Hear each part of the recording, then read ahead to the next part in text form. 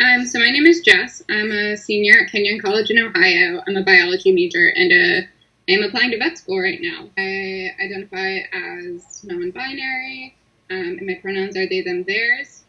I was raised in the Lutheran Church Missouri Synod and then left when I came to college and was received into the Episcopal Church a little over a year ago.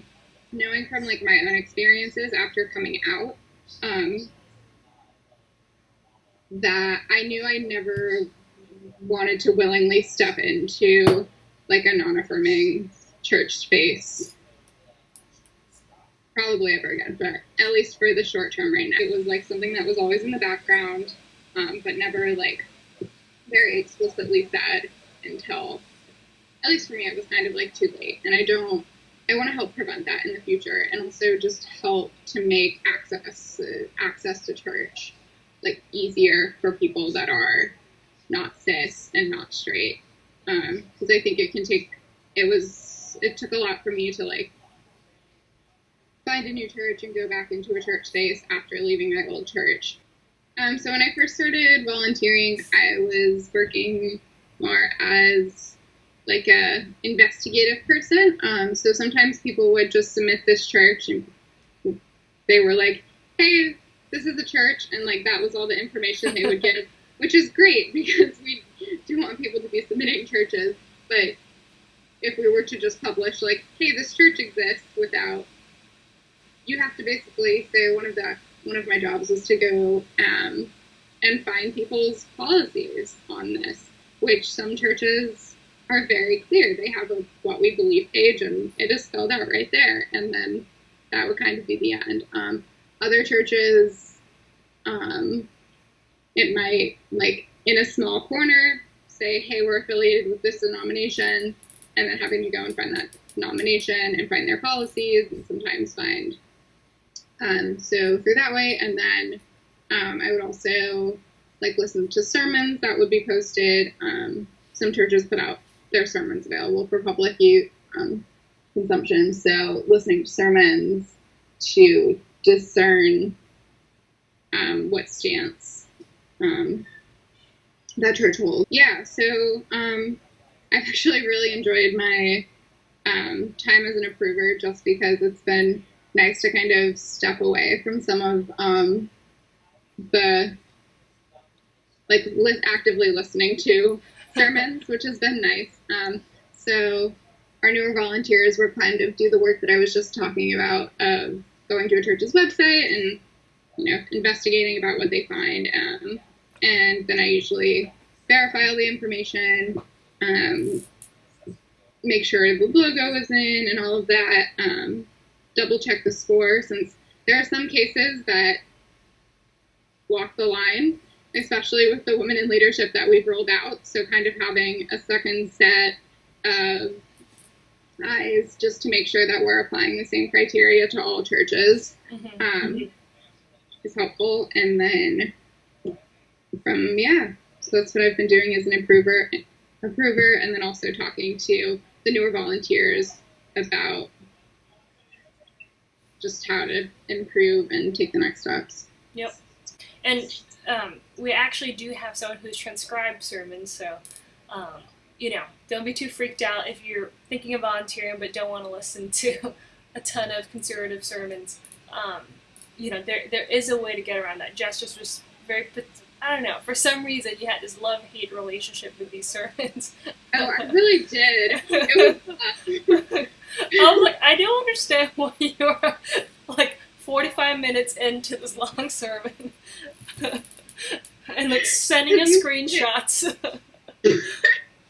You would get this feeling where there's gonna be something, and I would often if there was a church I was working on that I was this sermon it's gonna come through, I would work on other churches and have that in the background, but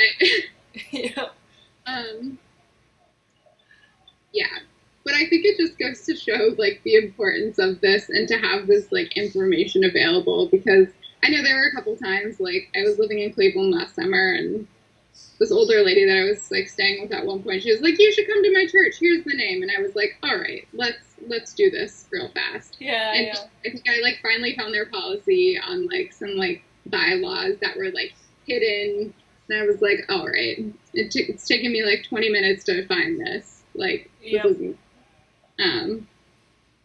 So. Yeah, I think for every like hour, half hour, or 10 minutes we spend on like a church entry, we're saving that duplicate effort for like the tens or hundreds of even thousands of people that might be like visiting that church and want to know. Right, for sure. From people all ages in our parish, there was the kind of question of, "Oh, well, I don't really see why this is needed." Like, our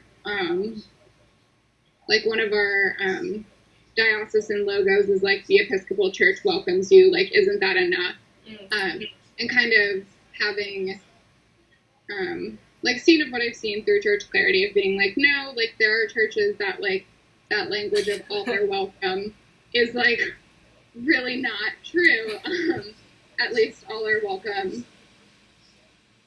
Like there's always an asterisk mark for a lot of these churches. So I think I was able to kind of be like, hey, no, this is why this is important.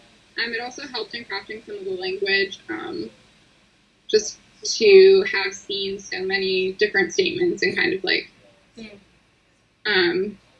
at least for me, like I know, I don't know, to not be starting from scratch of like when we were starting to draft ours and to have some examples to like draw from was also really helpful. And also just some things that I was like, nope, we're not going to say that. Like, we've seen that there, like, just from off the bat, like, these are words we're not going to use, and just being more aware of the language. When we started our discernment conversations, like, with the parish, I mean, I kind of, like, made it clear, I was like, at the end of the day, if you guys decide, like, hey, we actually don't want to be, like, doing this, like, that's fine, then, like, state that. Like, it's just really about saying who has access to what in this space, rather. And, like, that's just should be common knowledge. For me, it's reasonable because I feel like I want to know, like, will I be able to fully serve my God here? Like, is that a thing I can do in this space? Which is kind of why I'm going to church. Yeah, it's been a super great process.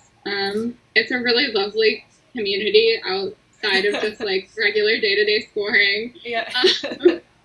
And us bringing all of our varied religious experiences to talk about and share different like interesting sermons we found or talking about what's happening in Christianity as a whole.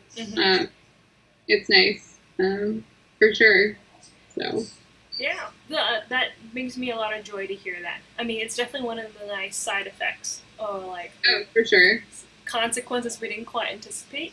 But yeah, we have this kind of remote team of people spread across the Midwest, East Coast, West Coast, some people in other countries, and just like talking about the latest gossip, you know, on churches, or you know what we did for Pride, or latest conversations with our pastors, and or random pastors we meet who try to bring us to their churches, and fun stuff.